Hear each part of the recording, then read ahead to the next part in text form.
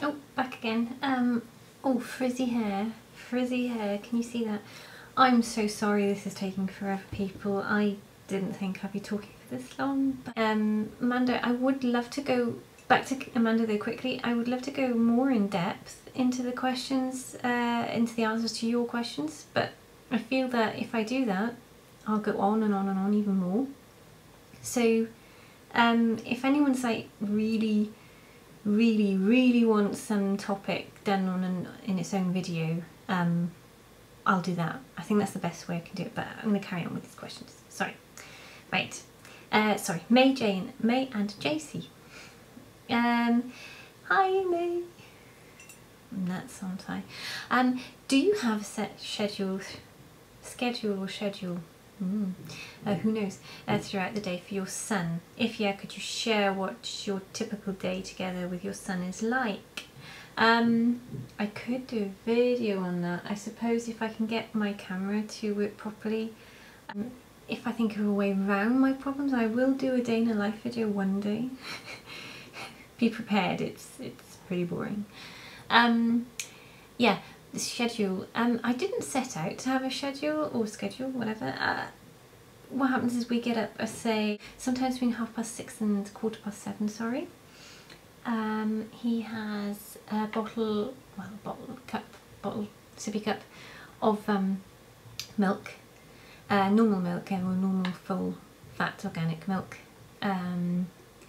Then he has breakfast, often the same thing I'm having. Often you can have toast with butter on it, or I'll make him some children's muesli, yeah, fruit, something filling obviously. We either go out for a walk, we play a bit, or I do some housework. Then around about 11, sometime between 11 and 12 he has lunch, and then he's off to bed for, it can be up to 3 hours, or it can only be 1, it really depends on his mood and how tired he is.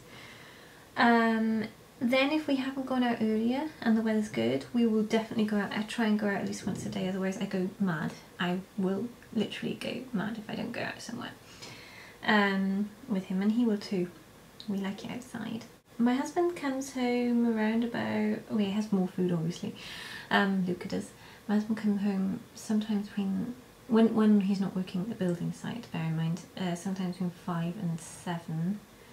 We'll have dinner together. Often my husband will cook it because he's a really good cook. I can cook, but not as well as he can. And I actually can cook quite well, but he's just become like Jamie Oliver gourmet, Gordon Ramsay guy. And then we play a bit with Luca just before he goes to bed at around somewhere between 8 and 9. He'll have another sippy cup of milk. I'm going to have to get rid of one of those milk, times. I'm not sure which one's the worst. I think he could do, I think we could leave out the nighttime one slowly.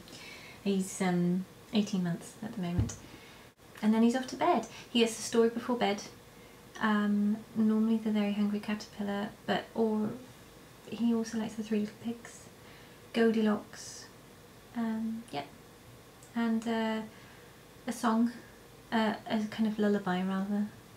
His bedtime's very structured, and it works well for us that way. So routine is really, I really think, a flexible routine throughout the day is, you mustn't say, oh it's 12 o'clock, you will eat because it's 12, whether the child is hungry or not. That does, I don't quite like to be that strict, but yeah, he's kind of set out his own routine for himself, and from me observing him and his needs. And I like that it's partially predictable. In fact, if his routine is off, I'm a bit like, oh, what's going on here? What's wrong? Something's wrong with him. What are Luca's favourite food and toys? Luca used to eat absolutely everything, and then he went through a little fussy period where he wouldn't eat much at all. And that was more to do with him, he doesn't like to be fed, he has to feed himself. Now he will eat more or less everything, but what happens when children reach a certain age, I think around about the age Luca is now 18 months, or a bit earlier for some, they rediscover food in a way that they didn't really they weren't aware of it before, they weren't aware of the texture and the taste as much as they are now. And he doesn't like the texture, I think, of potatoes. They are really just not cool.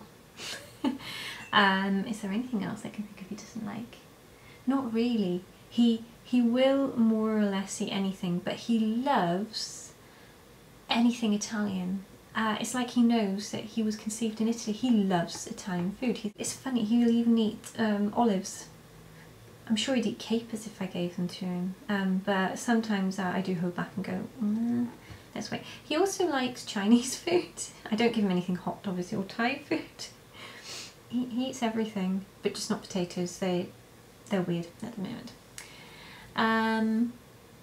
What language do I speak with him? I'll answer that very quickly here. I only speak to him directly to him in English, but I'll go into more of that in my serious video. Who's playing the keyboard or the piano behind me? That is not me. I wish I were that musical. My husband is a church musician, not professionally at the moment, but he trained to be a church musician. Actually, he nearly became a priest. Can you believe this? But that had nothing to do with me. He'd gone off that track, but way before he met me, so don't blame me for one less priest. He can play the organ, piano, and he went to music school for quite a while, and yeah, in fact, it's really bizarre. I seem to attract either musicians or techies, technical people, and he's both technical and a musician. Yeah, and I'm a bit in awe sometimes of the way he can play. You know, he just, he's one of those people, you know, who just picks up a piece of music or sheet of music, puts it, and just starts oh, that sounds awful, but he's just really, really good. Along with the languages, it's very, very important to us that Luca is exposed to music, and so far it looks like he loves music, but then again, maybe all toddlers love music. We will make him learn one instrument for a while, not forever. If he doesn't want to do it when he's in his teens, fine, that's his decision. He can also choose whatever instrument he wants, and we'll expose him to a few when he's young in a chilled out way. What my husband and I absolutely agree on with oh, this is getting a bit serious, but just quickly I'll say that we do not want to pressure our children to be something that we think they should be and that they're maybe not. But there's nothing wrong with exposing, you know, them to possibilities and seeing what they like. We're just hoping he doesn't pick something really expensive like a harp. You know, so they can be like 20,000 euros, because what do you do when they're like, oh, Mum, Papa, I really love the harp. You've got to like, you've got to be happy about that creativity, but you'd be there scratching your head as the parent going, oh my gosh, how do we support them in this creativity? Okay, on to Lonnie's question. What's your nighttime routine? Do you mean mine or Luca's? Or everyone's? I kind of talked a bit about Luca's. So I'll go on to mine. It's really boring.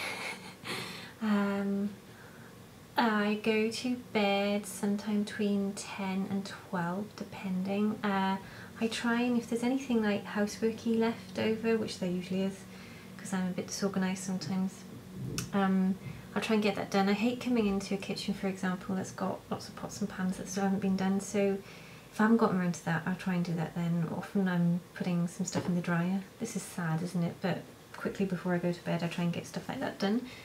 And then I go to bed with a cup of tea. Sad. I put some lavender oil near my pillow because I like to be able to smell it. And yeah, and I read for a bit. I have to read. Back to the books again. I have to read for at least 10 minutes before I fall asleep, otherwise I can't switch off from the day, and it helps me fall asleep as well. But the annoying thing is I've had tea and I've often had a bit of sugar or honey in it, so I have to get up and brush my teeth and then come back to bed. It's silly. I should just have water or something, but I need my tea before I go to sleep. Books and tea. Yeah, and then that's it really.